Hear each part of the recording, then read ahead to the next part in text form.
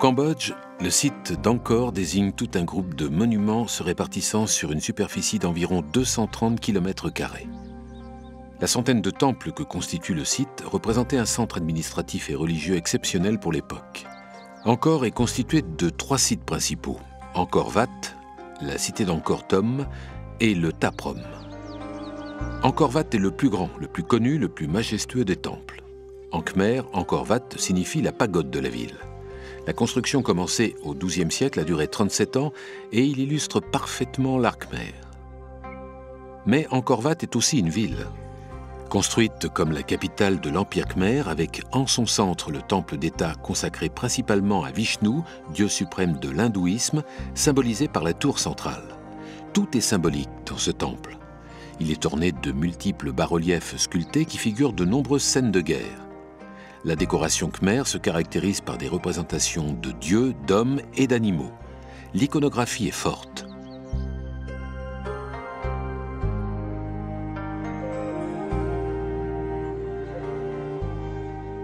Toujours dans la symbolique, les murs d'enceinte représentent la chaîne de montagnes sur laquelle repose le mont Meru, qui est le centre de l'univers pour les hindous. Pour les Cambodgiens, c'est une source d'inspiration, de recueillement, une fierté nationale auquel tous lui vouent un culte particulier. Autre particularité, sur les murs des monuments, on trouve des sculptures de jeunes femmes nommées Apsara, danseuses célestes au torse nu et au sein rond. Devant ces merveilles, on ne peut que citer l'un des premiers visiteurs occidentaux du temple, un moine portugais qui s'était rendu sur le site en 1586 et qui avait déclaré « Le temple est d'une telle construction extraordinaire qu'il n'est pas possible de le décrire sur papier. D'autant plus qu'il n'est pas comme les autres bâtiments dans le monde. Il a des tours, des décorations et tous les raffinements que le génie humain peut concevoir. » L'ensemble du territoire est classé au patrimoine mondial de l'humanité de l'UNESCO depuis 1992.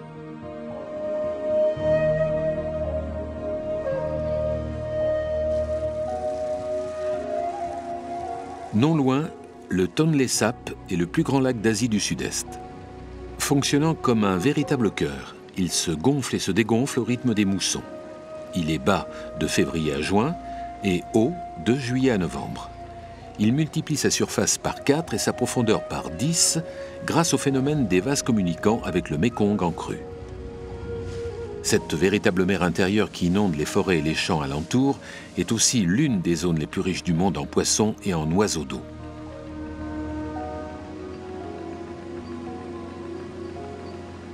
Le Tonlé Sap attire près de 3 millions d'habitants vivant principalement de la pêche, dont plus de la moitié sont installés sur des villages lacustres depuis la nuit des temps.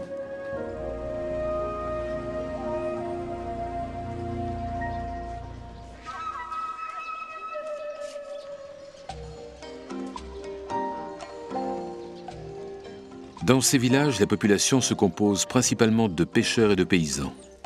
Dans la rue principale, des centaines de maisons sur pilotis. Les plus jolies sont en bois et les autres en paille. Les femmes découpent des fruits, les hommes portent du bois, les enfants jouent avec les cochons, les miliciens tapent le carton.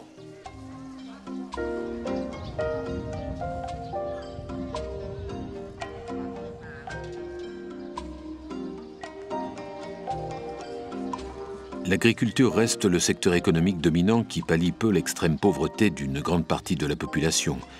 L'économie du Cambodge dépend encore très largement de l'aide internationale.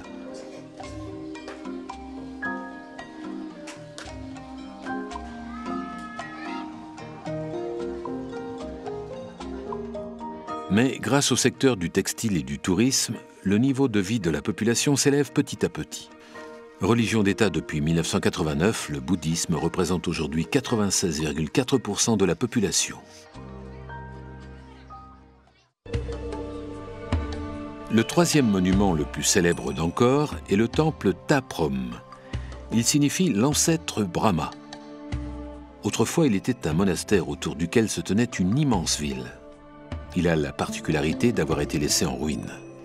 En effet, au début du XXe siècle, les archéologues de l'école française d'Extrême-Orient prirent le parti de le laisser comme ils l'avaient trouvé, dans l'idée de montrer aux visiteurs comment la cité avait été découverte par les explorateurs du XIXe siècle. Des travaux importants furent tout de même mis en place afin de permettre la visite du site et de contrôler la croissance des arbres.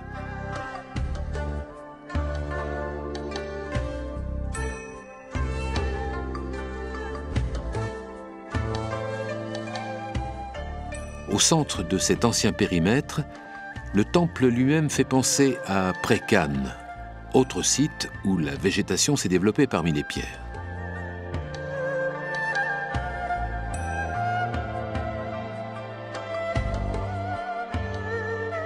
L'image d'une splendeur passée.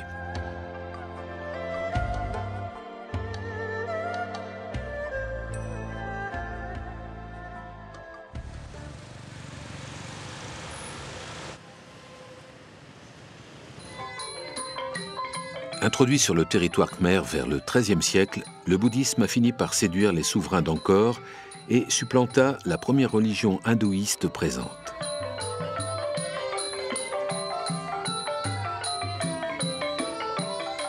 Mais les Khmers ont gardé un vieux fond d'animisme. Leur univers est peuplé de génies et d'esprits bons ou mauvais. Joint au bouddhisme et à l'hindouisme, cet animisme explique l'attitude mystique des Khmers qui veillent à respecter l'harmonie du cosmos. La majorité des croyants espèrent une vie prochaine sans douleur grâce aux prières et aux nombreuses offrandes. Ils s'accommodent des obstacles et sont résignés à leur sort. Le peuple cambodgien est un peuple pétri de spiritualité.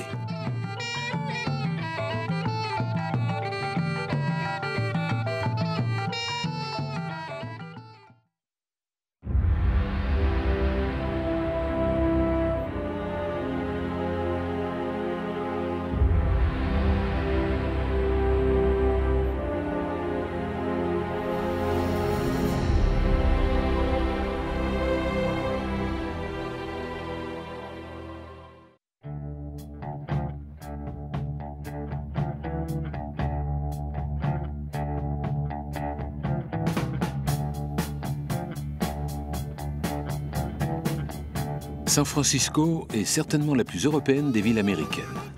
Située en Californie au bord du Pacifique et sur une péninsule, elle déploie les charmes du vieux continent dans un site magnifique et un contexte qui, lui, est bien du Nouveau Monde. San Francisco semble à fleur d'eau. San Francisco est l'une des rares grandes villes d'Amérique du Nord à dimension humaine. Sa situation et sa topographie si particulières l'ont préservée de la démesure.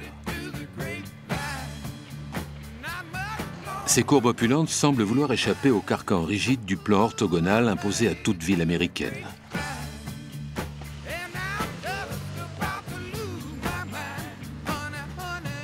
Bâtie sur une quarantaine de collines, elle est quadrillée de rues ondulantes au gré des accidents de terrain. Une douceur de vivre de bohème occidentale s'émane des maisons colorées typiques de la vieille ville.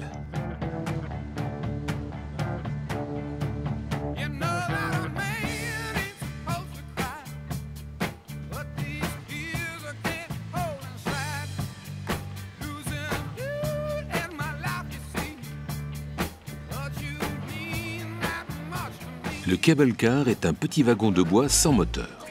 Il fit son apparition à San Francisco en 1873, mis au point par l'ingénieur anglais Halidi. 8 lignes furent mises en service sur un réseau de 180 km. Seulement 3 lignes de 17 km demeurent opérationnelles aujourd'hui. Ces voitures grimpent et dévalent les pentes les plus raides de la ville en s'accrochant à un câble placé entre les rails qui les tracte sur des pentes de plus de 20% d'inclinaison. Le conducteur lâche la pince du câble pour s'arrêter et s'y agrippe de nouveau pour repartir. 4 systèmes de freinage permettent de gérer de vertigineuses descentes en toute sécurité.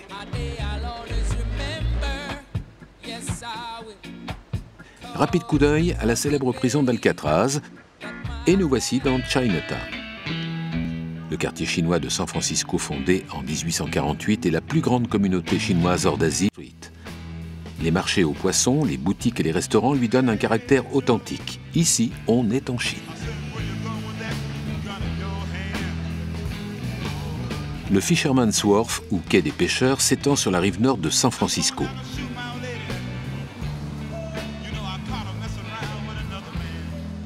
Très prisé des visiteurs, ce secteur est célèbre pour ses différents musées, dont celui de la marine. Pour ses ferries, qui assurent la liaison avec l'île d'Alcatraz, et ses kiosques servant des fruits de mer, et plus précisément des crabes de Dungeness et des clams chowder servis dans un bol à pain.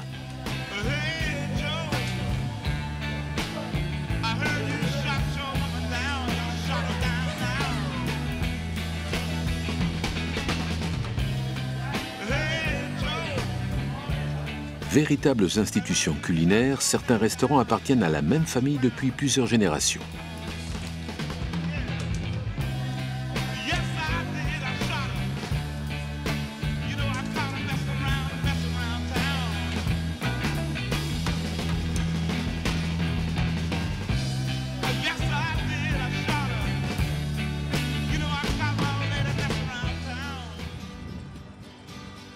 Le Golden Gate Bridge est le célèbre pont suspendu qui traverse le détroit du Golden Gate qui mène au Pacifique. Il relie San Francisco au nord de la baie.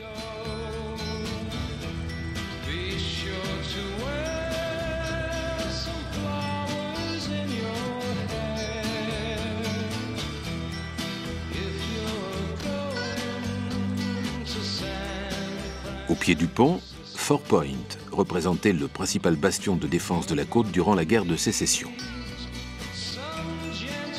Avec plus de 2700 mètres de long, le Golden Gate constitue aujourd'hui le monument le plus célèbre de San Francisco, la porte maritime vers l'Asie.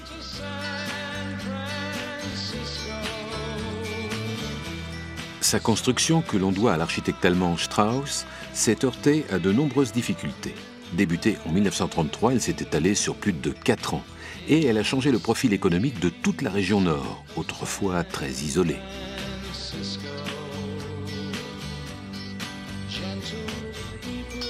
On reconnaît le Golden Gate Bridge à sa couleur orange internationale, sa courbe gracieuse souvent à demi voilée par la brume et par l'architecture de ses 2 tours qui mesurent chacune plus de 230 mètres. Avec ses 1280 mètres de portée entre la tour nord et la tour sud, le Golden Gate Bridge est ainsi longtemps resté le pont suspendu le plus long du monde. Il est donc un point de passage routier de premier ordre qui permet de relier la ville de San Francisco aux autres grands centres du nord de la Californie, et notamment la ville de Sausalito. Sausalito, la ville flottante, est unique dans la baie de San Francisco. Pendant la Seconde Guerre mondiale, ce fut un chantier naval, puis une casse pour bateaux. Dans les années 1960, les hippies investirent les lieux sur des péniches, faisant de Sausalito une ville flottante aux superstructures des plus excentriques. Une image de liberté, comme aime à le montrer l'Amérique.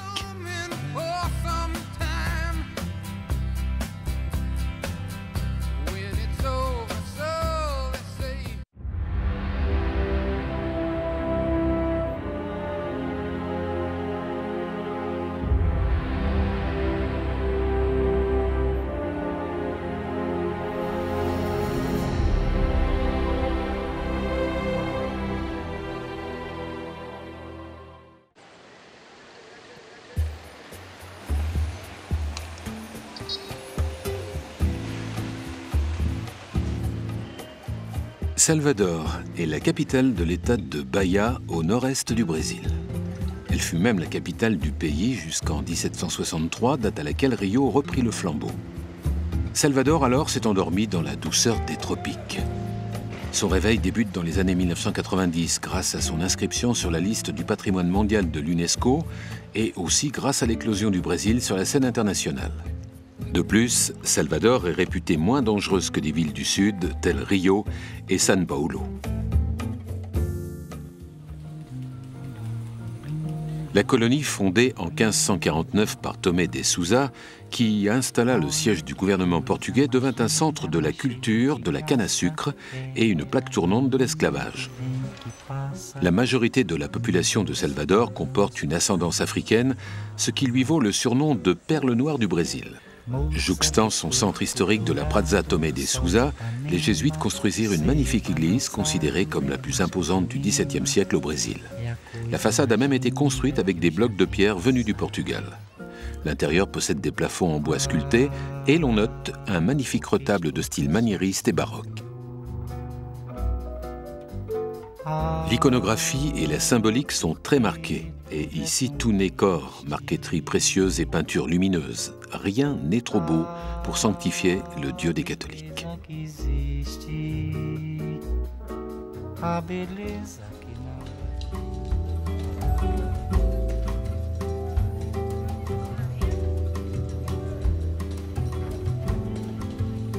La place Terreiro de Jesus, qui a accueilli la première faculté de médecine du Brésil, est une place d'une grande importance historique et culturelle, située devant la cathédrale dans le centre de Salvador de Bahia.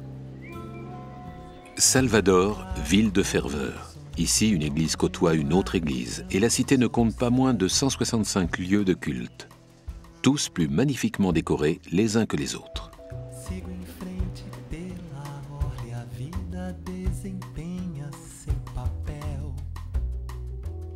Le baroque, c'est l'exagération du mouvement, la surcharge décorative, l'exubérance et la grandeur parfois pompeuse, mais aussi des effets dramatiques, la tension. Les très beaux azuleros importés du Portugal, les fresques en trompe-l'œil et les sculptures allégoriques vont jusqu'à la surcharge des églises.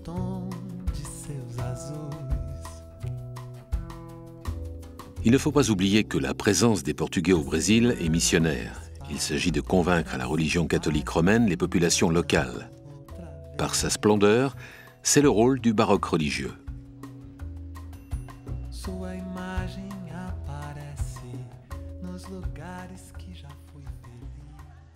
Classé au patrimoine mondial de l'UNESCO en 1985, le quartier du Pelourinho est le centre historique de Salvador da Bahia.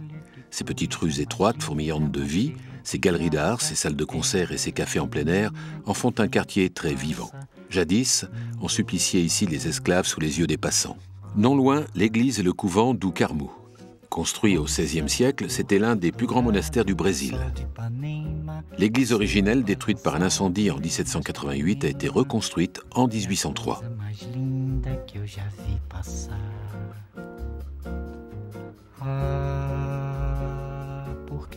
Le joyau de l'église est un Christ mort datant de 1730 en cèdre, incrusté de 2000 gouttelettes de sang en rubis.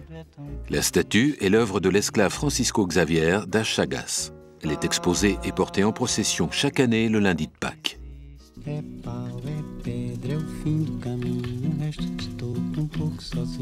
On s'attache vite à San Antonio, autre quartier de la ville haute, mais un peu à l'écart de l'agitation du Pelourinho.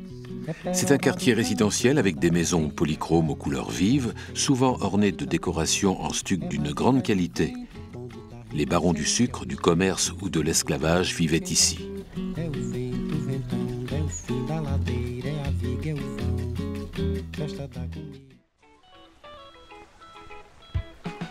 Mais le Brésil et Salvador ne dérogent pas à la règle. C'est aussi ces merveilleuses plages de sable blanc réputées dans le monde entier. Plonger dans les vagues océaniques des Pituba, Armaçao et Itapoa et boire une caipirinha en contemplant le coucher du soleil sur la baie de Tous les Saints est un rêve à exaucer.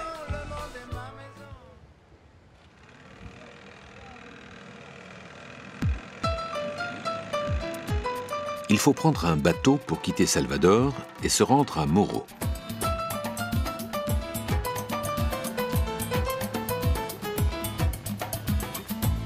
Morro de San Paulo est une colline située sur l'île de Tinharé, à 2 heures de bateau au sud de Salvador de Bahia. Elle fut un repère de pirates et de corsaires durant la période coloniale. Ici, pas de voiture, juste quelques brouettes pour faciliter le transport des bagages. Les restaurants restent à la portée des bourses des routards et l'ambiance est décontractée. On parcourt à pied les 4 principales plages qui ont chacune leur identité. La Primera Praia, la première plage, c'est le quartier des restaurants et des boutiques.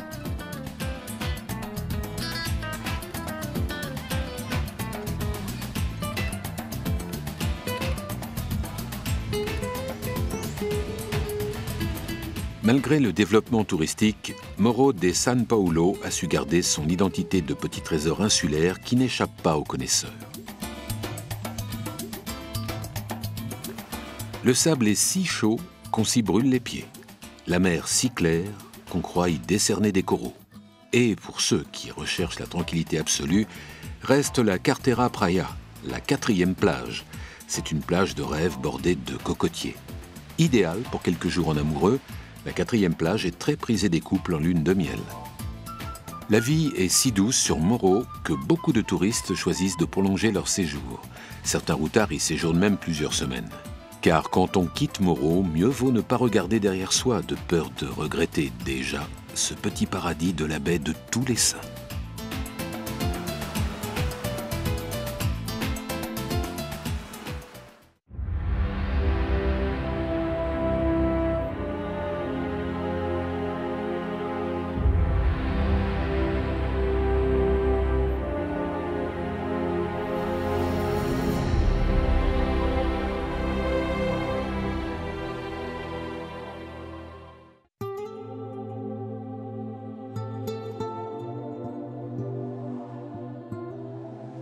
Posé là sur la grève, tel un vaisseau venu des cieux, le mont Saint-Michel partage toute sa dimension spirituelle.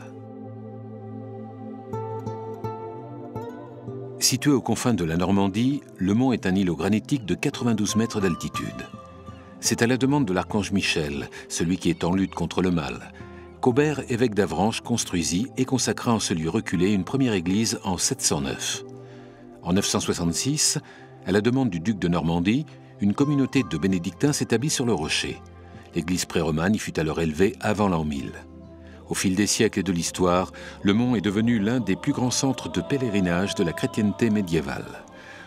Aujourd'hui, 12 moines vivent encore au monastère. Premier site le plus visité de France après Paris, le mont Saint-Michel est devenu un espace mondialement célèbre autant pour sa dimension spirituelle et symbolique que pour son intérêt historique et architectural. Des pèlerinages, il en reste des traces, et notamment celle de l'auberge de la mère Poulard. Sa célèbre omelette est devenue l'emblème gastronomique de la cité. Cette recette a été développée au XIXe siècle par la mère Poulard, qui avait remarqué que les pèlerins arrivaient à l'abbaye complètement affamés. Il lui fallait donc un plat facile et rapide à préparer à toute heure. Il s'agit d'une omelette soufflée, quelquefois additionnée de crème fraîche, dont le blanc et le jaune ont été battus séparément. Elle est ensuite cuite à feu vif. Du plus humble au plus nanti, tout pèlerin a ici posé son séant et a savouré le bonheur simple d'un plat chaud après une longue route.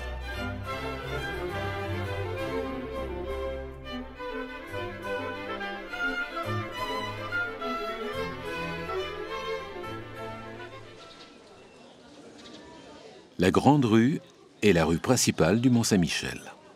Elle monte en spirale autour du rocher pour mener le visiteur au pied de l'abbaye. L'ascension de la rue se fait entre les boutiques de marchands de souvenirs, au milieu d'une foule de visiteurs. À ce stade, le site nous offre un panorama complet du lieu sacré et de l'architecture médiévale du XIe au XVIe siècle. Au XIIIe siècle s'établit l'ensemble gothique de l'abbaye. 2 bâtiments de 3 étages couronnés par le cloître et le réfectoire. Durant la guerre de 100 ans, guerre dynastique entre l'Angleterre et la France, l'abbaye renforça ses protections en bâtissant de hautes constructions militaires. Devenue prison sous la Révolution française de 1789 et l'Empire napoléonien, l'abbaye et la ville actuelle est l'une des rares villes de France à avoir conservé l'ensemble de ses fortifications médiévales.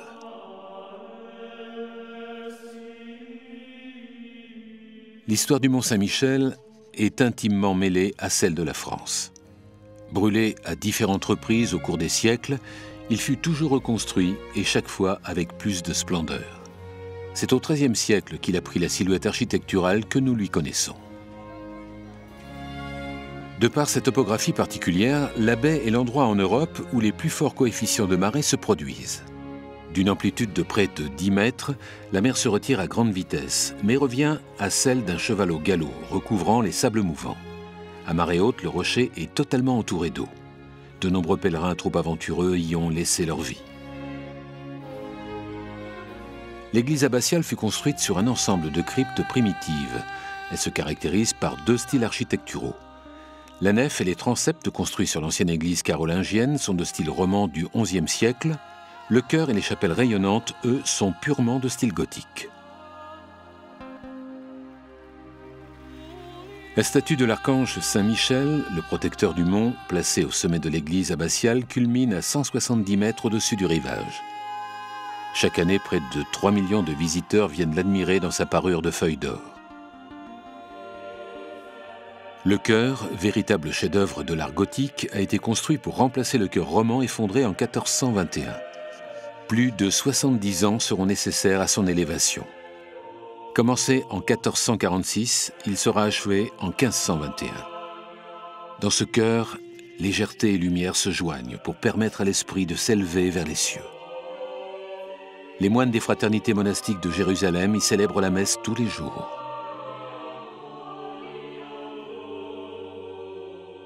Le cloître n'est pas situé au centre du monastère et ne communique pas avec toutes ses composantes comme c'est le cas dans d'autres abbayes.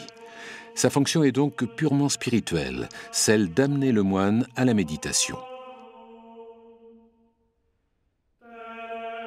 La pierre de Caen a ici permis une grande finesse de sculpture.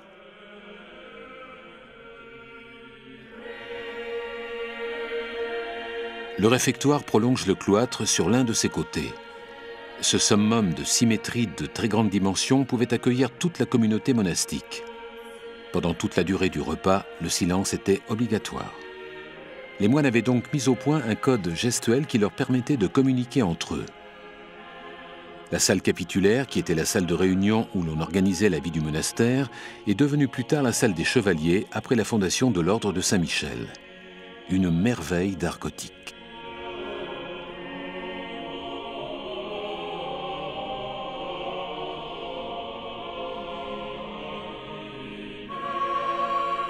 Autre merveille, mais de génie civil celle-ci. Suite à l'effondrement du chœur roman en 1421, la construction de la crypte Saint-Martin fut nécessaire à l'élévation du nouveau chœur gothique. La crypte, dite des gros piliers, sert véritablement de fondation à l'église abbatiale. Les piliers au nombre de 10, dont 8 ont 5 mètres de circonférence, sont impressionnants tant par leur diamètre que par leur densité.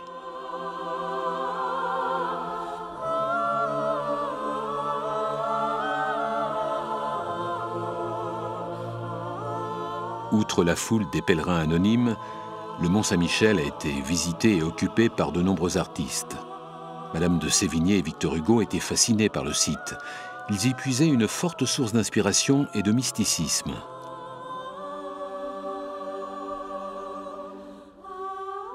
De nombreux auteurs et peintres romantiques venaient au Mont pour son charme mystérieux, unique et ses qualités pittoresques, tel Guy de Maupassant. L'abbaye escarpée poussait là-bas loin de terre comme un manoir fantastique, stupéfiante comme un palais de rêve, invraisemblablement étrange et belle.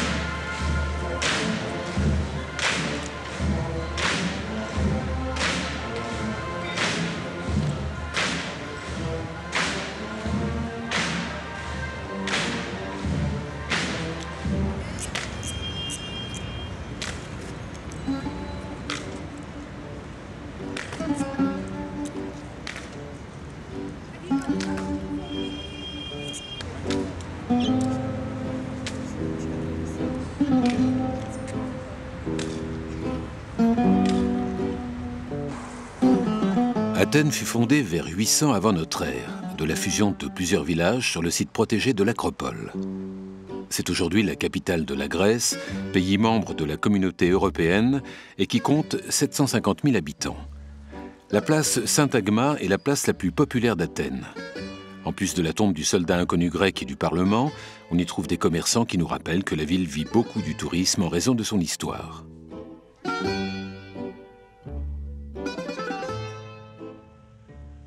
Athènes a été l'une des cités dominantes de la Grèce antique et du monde occidental au cours du premier millénaire avant Jésus-Christ. Sous son âge d'or, atteint sous Périclès, sa domination était à la fois politique, financière, militaire et culturelle.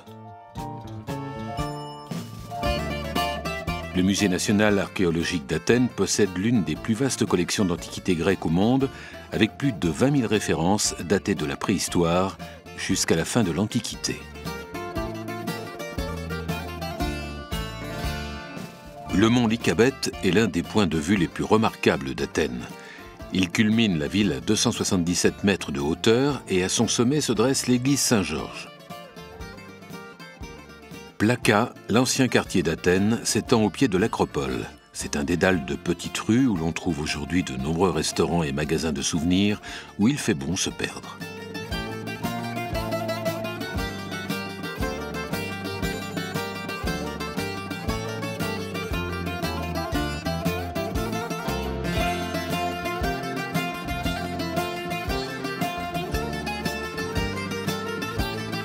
Le quartier possède de belles maisons de style néoclassique et il est coupé par la rue Hadrianou, la plus ancienne rue d'Athènes.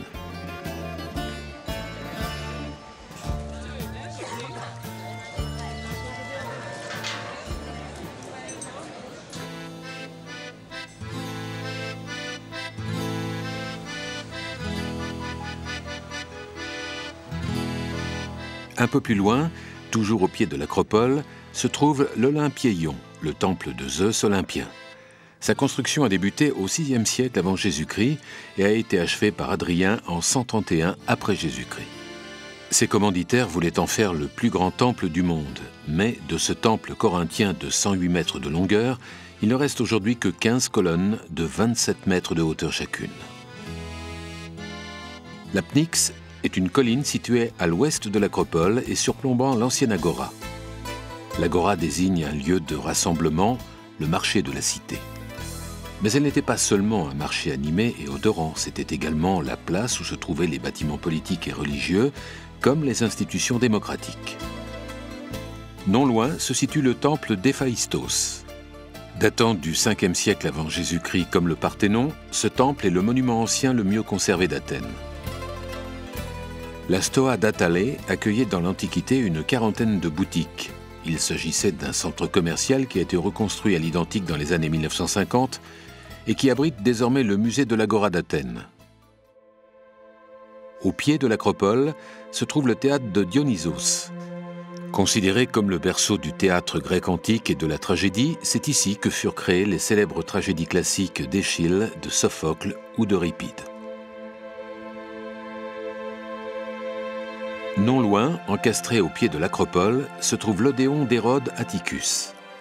C'est dans ce théâtre de 5000 places en gradins construit au IIe siècle avant Jésus-Christ que se déroule aujourd'hui le Festival d'Athènes, théâtral et musical.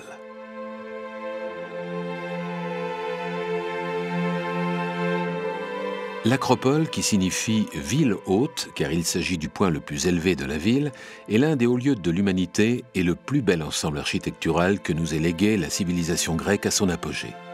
C'est un ensemble de 12 monuments témoignant de la puissance de la ville.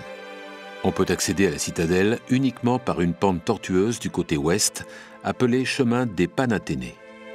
L'ancienne forteresse incendiée par les Perses en 480 avant Jésus-Christ, Périclès décide alors de bâtir le Parthénon et les autres temples qui s'y trouvent. C'est l'âge d'or de la Grèce antique. Usé par le temps et les guerres, le site vit maintenant une époque de fouilles et de restauration depuis le XIXe siècle. L'Érechtheion, temple situé au nord du Parthénon, est l'exemple le plus parfait de l'architecture grecque.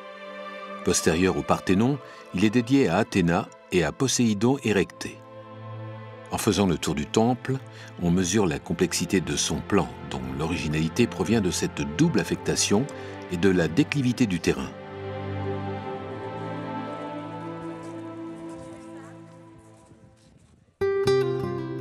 Majestueux sur l'Acropole, le Parthénon a été érigé entre 447 et 432 avant Jésus-Christ.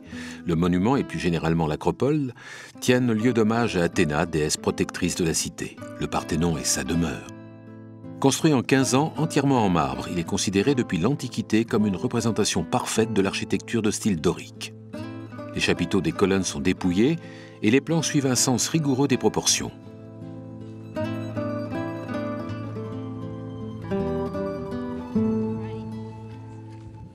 Périclès, alors gouverneur de la Grèce antique, voyait dans ce chef-d'œuvre une façon de communiquer au monde la puissance et la supériorité des valeurs d'Athènes.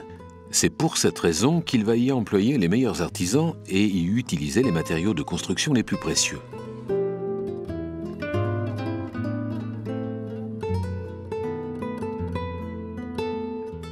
Parthénon est inscrit au patrimoine mondial de l'UNESCO depuis 1987.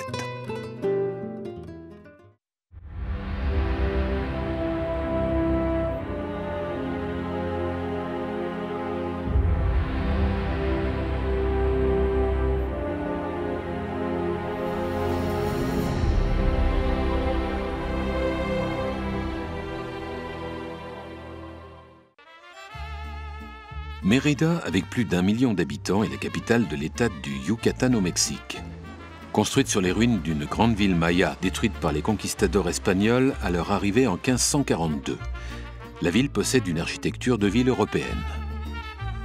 Elle possède un riche passé colonial et autour de la place Grande, le centre historique se place sous le signe de l'architecture et de la peinture.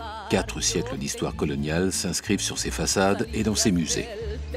Et en soirée, les rues s'animent de concerts de rue, de spectacles et de danses, mettant en valeur les traditions yucatèques.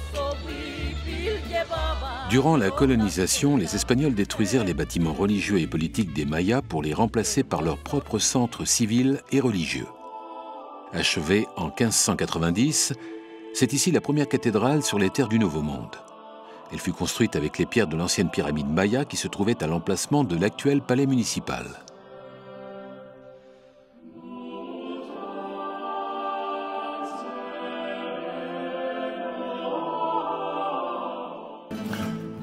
Le palais du gouvernement, reconnu comme le chef-d'œuvre le plus abouti de l'architecture décorative Puc, nécessita peu de restauration, ayant été retrouvé dans un état de conservation exceptionnel. Il fut construit en 1890 sur une immense terrasse triple. La rigoureuse symétrie obtenue par les dimensions des portes et leur espacement met en valeur l'exubérance des peintures qui couvrent les 2 tiers supérieurs du palais.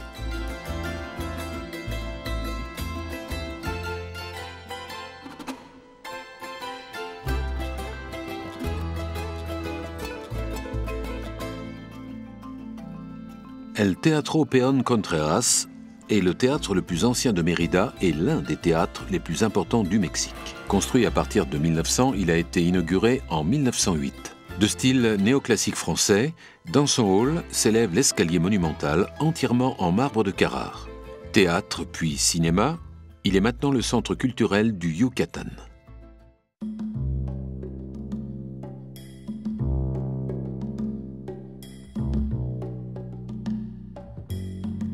Fort heureusement, les Espagnols n'ont pas détruit toutes les traces de l'ancienne civilisation maya.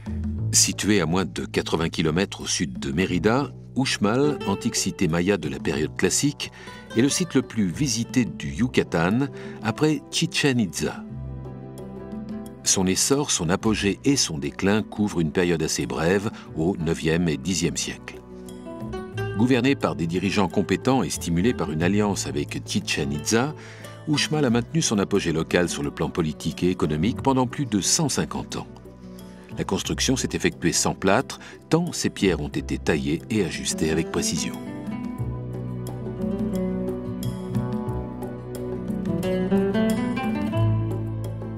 L'ensemble se compose de plusieurs pyramides, temples et constructions diverses. C'est un modèle d'architecture et de décoration Puc, ce qui veut dire que les décorations sont rajoutées à la base brute et nue des bâtiments.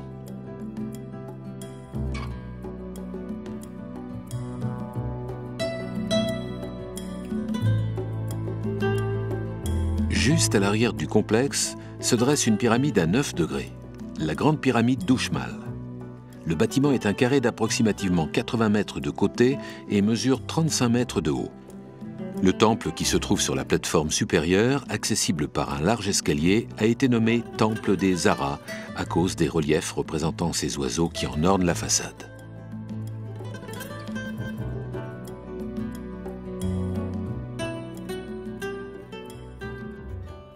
À Izamal, la circulation automobile conserve des proportions raisonnables. Rues pavées, calèches et vieux lampadaires y entretiennent une ambiance passéiste et provinciale. La ville est connue dans le Yucatan comme la ville jaune, puisqu'elle tourne autour de son immense couvent, tout d'ocre jaune peint, tout comme l'ensemble des maisons coloniales qui l'entourent sur 4 ou 5 rues. L'important monastère franciscain dédié à Saint-Antoine de Padoue a été achevé en 1561. Le couvent était un centre intellectuel important au XVIe siècle, abritant une école pour les Indiens ainsi qu'un séminaire destiné aux moines venant d'Espagne. Izamal est encore aujourd'hui un lieu de pèlerinage dans la région du Yucatan.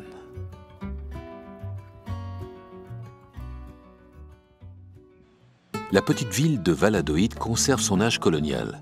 Elle fut édifiée par les Espagnols sur les décombres d'une cité maya, Zachi. Les tranquilles allures provinciales de la ville sont trompeuses. Valladolid se surnomme Ciudad Heroica et son histoire fut marquée des premières heures de la conquête jusqu'au début du XXe siècle par de sanglants affrontements entre colonisateurs et indigènes. L'église, qui fait face à la place centrale, présente une belle façade sculptée, mais à l'intérieur des plus austères.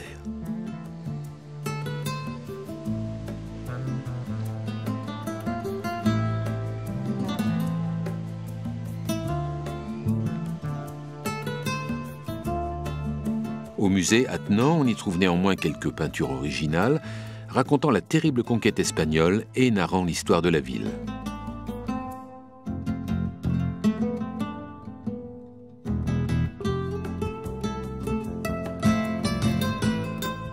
En déambulant dans les rues colorées de Valladolid, on arrive à l'église de San Bernardino de Siena et à l'ancien couvent El Cisal. Le style franciscain est très beau sur le plan architectural, mais là aussi des intérieurs d'une grande sobriété. Ces constructions sont les plus anciennes du Yucatan depuis l'arrivée des Espagnols.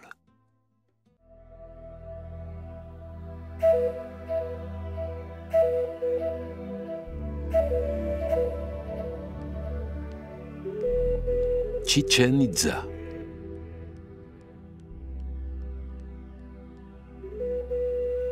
Le site de Chichén Itzá présente aujourd'hui un ensemble de terrasses, de temples et de pyramides encore très mystiques. Il est constitué de nombreux monuments, dont El Castillo, nouvelle merveille du monde. Il est à la fois le site maya le plus visité du Mexique, le plus étudié et le plus controversé. Ces ruines, qui couvraient 25 km² au temps de sa splendeur, ont fait l'objet de restaurations soignées. L'UNESCO rendit hommage au génie de ses bâtisseurs en classant le site au patrimoine mondial en 1988. En 2007, la cité entra au palmarès des nouvelles 7 merveilles du monde. Et aussi le plus controversé, puisqu'après un siècle d'études, les archéologues s'interrogent toujours sur des questions comme comment se dessine la chronologie du site, qui furent vraiment les habitants de cette cité, d'où venaient-ils? Ce que l'on devine, schématiquement, c'est que Chichén Itzá connut 3 grandes vagues de peuplement qui se sont traduites par des usages de construction bien distincts. Il connut son apogée avec la civilisation maya entre le 7e et le 9e siècle. Puis le site se vida et redevint un centre important lorsque les Toltecs envahirent le Yucatan au XIIe siècle. Les deux cultures se mélangent, c'est pourquoi on retrouve dans ce site magique des représentations des dieux de la civilisation maya, mais aussi toltèque. Chichén Itzá reste encore un lieu empli de mystères, car certains hiéroglyphes ne sont toujours pas décodés, laissant place alors à l'imaginaire.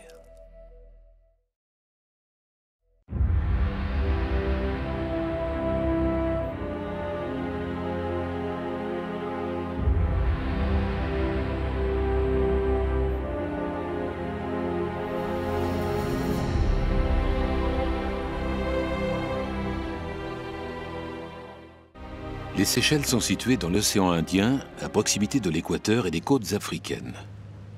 Ces îles ont longtemps été une escale sur la route de la soie, autant qu'un refuge pour les pirates, avant de devenir la destination rêvée des voyageurs. Des plages idylliques, une végétation luxuriante et une flore unique. Les 115 îles de l'archipel sont considérées comme les derniers paradis sur Terre. Presque la moitié du territoire est classé en zone naturelle protégée. Une préservation que l'on doit à une grande application du gouvernement et à l'isolement géographique des Seychelles. Moins de 100 000 habitants, plutôt jeunes et largement métissés, peuplent les îles les plus accessibles de l'archipel.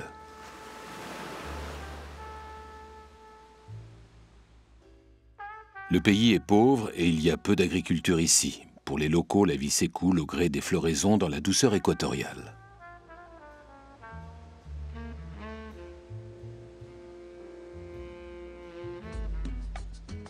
L'activité économique est générée par le tourisme et la pêche.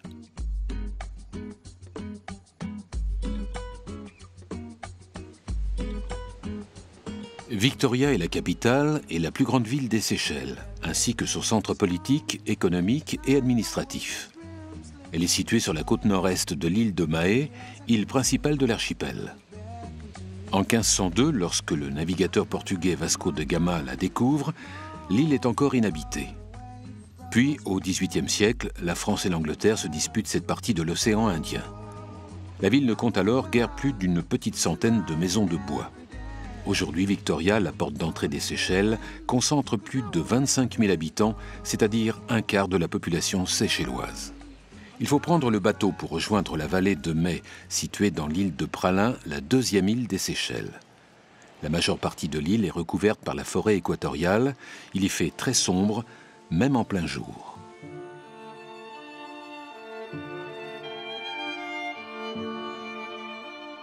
La vallée de Mai est une voûte de feuillage, un enchevêtrement de racines, lianes, mousses, feuilles et rochers, où l'on n'entend que le murmure des ruisseaux et le sifflement des oiseaux. Durant l'été austral, d'octobre à mars, la forêt est alimentée par une moyenne pluviométrique mensuelle atteignant près de 4 mètres en janvier. La brise de mousson du nord-ouest apporte une chaleur lourde et humide. L'épanouissement de la flore y est à son apogée. Dans le milieu des années 60, la vallée devient une réserve naturelle. La faune et la flore cohabitent en harmonie. On y trouve les célèbres cocos de mer ou cocos-fesses, les vanillés et différentes espèces d'oiseaux parmi les plus rares au monde.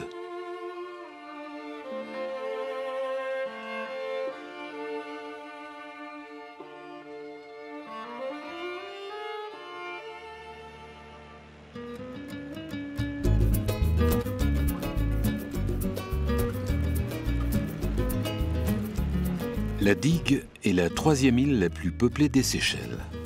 Elle est très appréciée grâce à ses plages de sable fin. On s'y promène principalement à pied, à vélo ou en char à bœuf.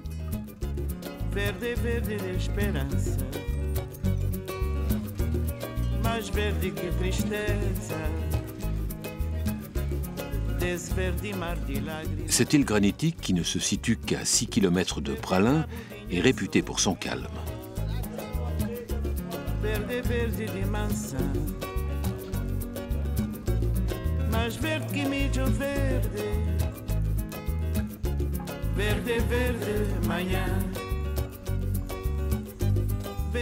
Plusieurs lieux peuvent être visités sur ce domaine, comme l'usine d'huile de copra fabriquée avec de la noix de coco séchée, ou encore l'impressionnant château Saint-Cloud, qui se trouve plus à l'intérieur dans les terres.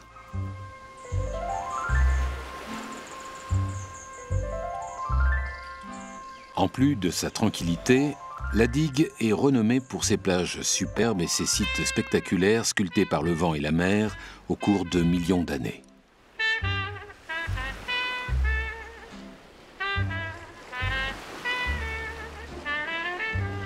Anse Source d'Argent est sans aucun doute la plus célèbre plage de Pralin, mais aussi une des plus belles du monde.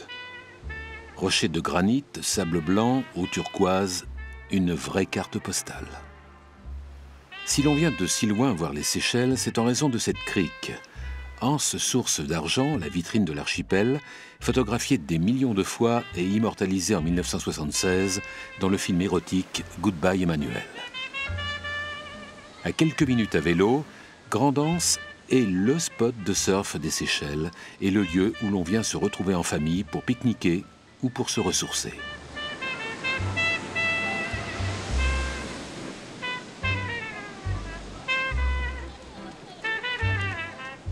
Et voici Petit Anse, caché derrière son voile minéral. Un rêve de plage fait plage de rêve. Des blocs granitiques passant par tous les tons du rose au gris, une étendue de sable fin et une eau si limpide. Magnifique en surface, mais aussi en profondeur.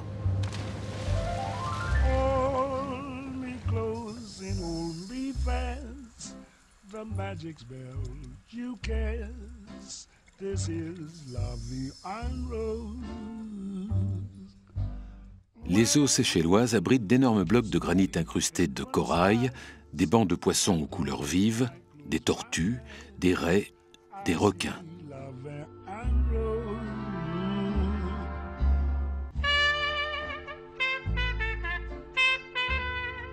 Autour de Mahé et de Pralin, 4 réserves marines nationales protègent les espèces de la faune tropicale du récif corallien des Seychelles.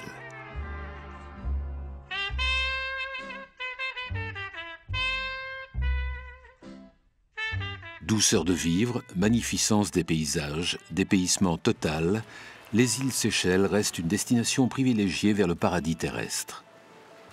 La population séchelloise, très métissée, est originaire d'Europe, d'Afrique et de l'Inde. Ses habitants sont francophones. La langue courante est le créole.